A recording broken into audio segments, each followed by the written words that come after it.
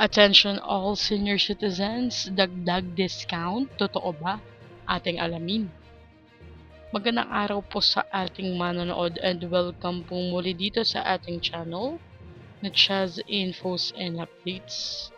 Maaari pong nabasa mo na ito sa ibang mga naglalabas ng information, pero ito po ay ang senior citizens 40 discount sa pamasahe. At titingnan natin kung legitimate ba siya. Ito po ay nakabase sa Manila Times, Abante, Malaya, Business Insight at Philippine Tribune articles. Simula po noong April 15, 2026, nagkaroon ng dagdag na 20% discount pa for senior citizens. Ito ay sa mga subsidized na ruta ng gobyerno. Paano siya naging 40%? So 20% umiiral na batas, RA 994, plus 20% DOTR service contracting, kaya nagkaroon ng 40% kabuuang discount. Sino po ang may kinabang? Senior citizens, 60 years old and above, mga students may valid school ID, at PWDs or persons with disability. So, ang mga detalye po ng programa ay, ito po ay pinatutupad sa 823 na ruta sa buong Pilipinas. 800 million pesos po ang inilaan na pondo ng gobyerno ng DOTR at 15 million beneficiaries na commuters at kasali ang 50,000 drivers or operator ang sakop nito. Ang mga sasakyan na traditional jeepney, modern jeepney, UV Express, City Bus at EDSA Carousel.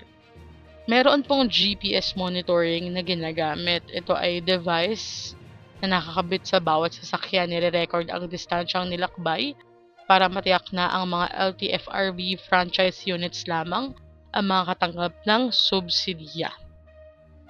Mahalaga na malaman nyo na ang 40% discount ay para lamang sa mga PUV na kasali po sa DOTR Service Contracting Program. Hindi po automatic na nalalapat sa lahat ng sasakyan. Tanungin ang driver kung ang ruta ay kasali po sa programa. So kung ang tanong ay legitimate ba siya, ang sagot po ay opo. Pero may limitasyon. Pero nagkaroon din ito ng bahid ng kontrobersiya. Ilang driver kasi ang nagtutol sa patakaran. Sinasabing ang karagdagang discount ay hihiwalay pa sa kanilang kikitain habang tinanggihan ang kanilang kahilingan para sa pagtaas ng pamasahe. Ano po yung reaksyon sa naging dagdag mga 20% discount? Understandable po na yung mga drivers ay magreklamo sila kasi nga wala namang taas pasahe tapos magkakaroon pa ng dagdag na 20% discount pa ulit. Kayo po bilang isang senior or PWD or student, ano po ang inyong reaksyon po sa ipinatupad na ito ng LTFRB? Ito po bang nakaraang 5 araw or 6 na araw ay naranasan mo po ang pagkakaroon ng dagdag pa na 20% discount?